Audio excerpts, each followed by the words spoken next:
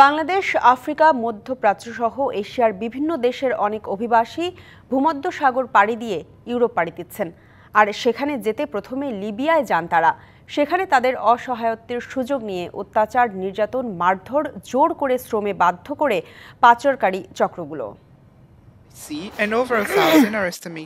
অবৈধভাবে সীমান্ত পাড়ি দিয়ে বাংলাদেশিদের ইউরোপে প্রবেশের প্রবণতা কমলেও বেড়েছে ভূমধ্যসাগর পথে। চলতি বছরের প্রথম 2 মাসে বিপজ্জনক এই সমুদ্রপথে পাড়ি দেওয়ার মাত্রা বেড়েছে 48%। এদের বেশিরভাগই বাংলাদেশি। এ তথ্য জানিয়েছে ইউরোপের ইউনিয়নের সীমান্ত ও উপকূল সুরক্ষা সংস্থা Frontex.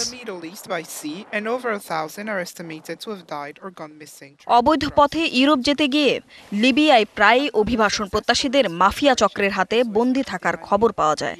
Colour expert, George sap এবং মাইল্ড অন হ্যান্ডস টেকনোলজি সমৃদ্ধ অরিক্স ক্রিস্টাল ওয়াশ আপনার। এছাড়াও প্রতিনিয়তই প্রতারণার শিকার হয়ে দেশে ফিরে আসছেন অসংখ্য বাংলাদেশি। ইইউতে সর্বাধিক সক্রিয় অভিবাসন পথ হয়ে উঠেছে লিবিয়া। আর পাচারকারীরা লিবিয়ার পথকেই ব্যবহার করে কড়া নজরদারির মধ্যেও পার করছে সীমান্ত। নিরাপদে সমুদ্র পথ পাড়ি দিতে ব্যবহার করছে শক্তিশালী স্পিডবোট। এই পথে সমুদ্র পারাপারের জন্য খরচ প্রতিজনে নেওয়া হয় 5,000 থেকে 8,000 ইউরো। প্রতিনিয়তই লিবিয়া দালাল ও পাচারকারীদের প্ররোচনা ও প্রতারণার শিকার হচ্ছেন বাংলাদেশিরা। প্রায় সামাজিক যোগাযোগ মাধ্যমে দেশে ফেরার আকুতির ভিডিও দেখা যায়। এমনই এক ভিডিও বার্তায় হবিগঞ্জের 17 যুবক সম্প্রতি লিবিয়ার মাফিয়া চক্রের বন্দিদশা থেকে মুক্তি পেতে আকুতি জানান। আমরা এই জায়গায় কোন জায়গায় আছি আমরা জানি না, আমরা বাইরে বার হইতে পারি না। আমরা এই জায়গায় বন্দি কারাগারের মতো আছি, জেলের মতো ভাই।